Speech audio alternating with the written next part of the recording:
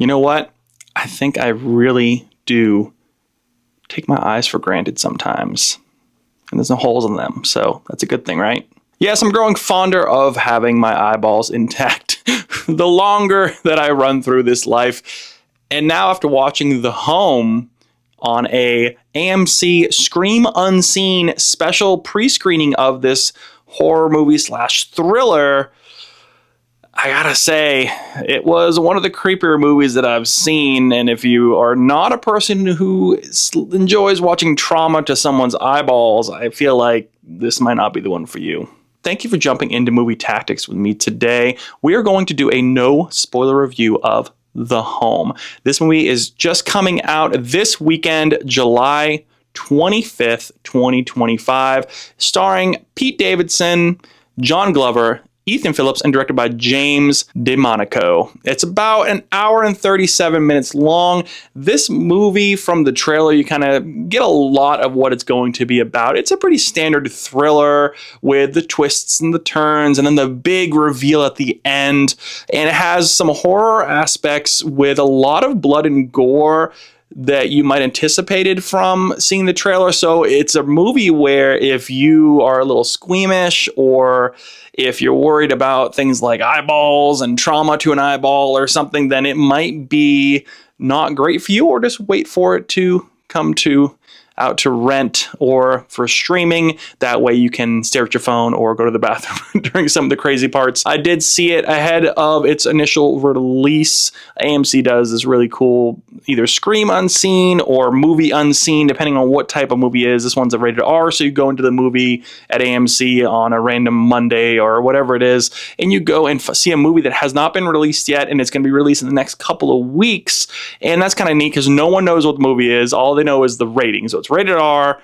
Great. So I didn't know what to expect, and this actually kind of did not disappoint. I didn't really understand what it was about. I actually had seen zero marketing for this movie. I know Pete Davidson is not a big pothead per se in this movie. I know he kind of plays a lot of the characters about being kind of almost a teenager, 20-something-year-old. It's kind of his acting methodology there, and he had a lot of tattoos, which now he's trying to reverse that and take on more serious roles. And this is heading towards a more serious role, which is good to see. And I think that he did a pretty good job in this type of setting, in a horror setting.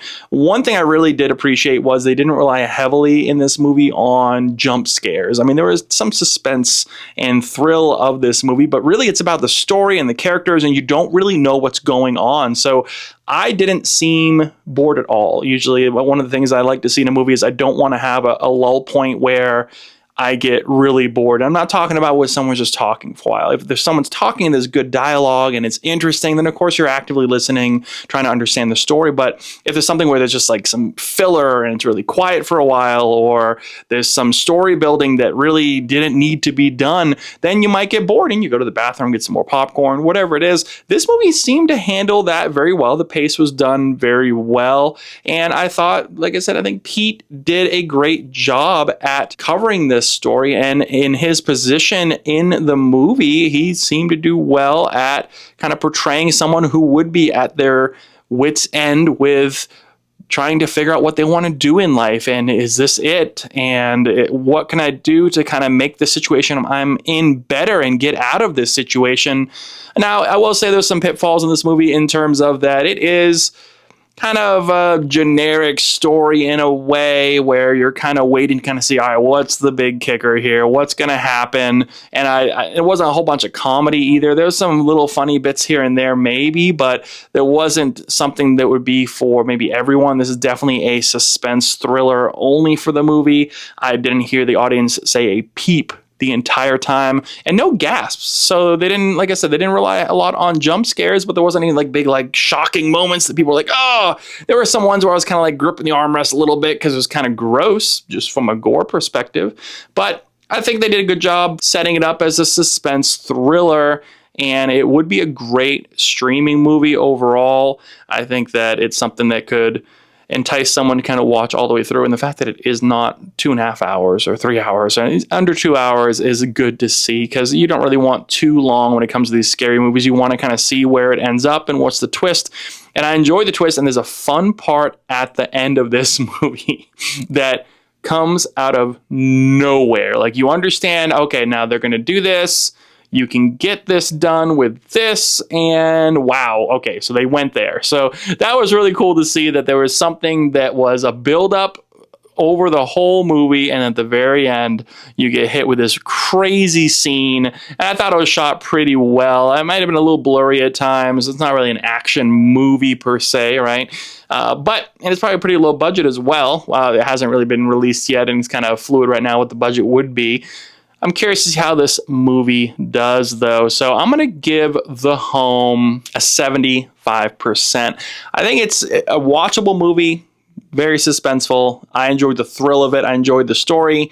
Would I watch it again, though? I don't know if I'd watch it again once you kind of know what the story is, but that goes for a lot of horror movies nowadays. So what did you guys think of The Home? Have you seen it yet? Let me know down in the comments below. I'd love to read those. We're new here. Movie Tactics is the new channel covering movie reviews, and also I did a whole video on Carmike Cinemas and what happened to it. So that was a lot of fun just to kind of film and understand the history of Carmike Cinemas, because I remember growing up going to that particular theater chain that was usually off the beaten path outside of the city, and it was just a fun movie experience. A lot smaller theaters, like sometimes only like 3 or 4 screens in the movie theater. So Carmike Cinemas kind of had a special place in my heart. So it was nice to kind of go down memory lane and look at what happened. So check that video out.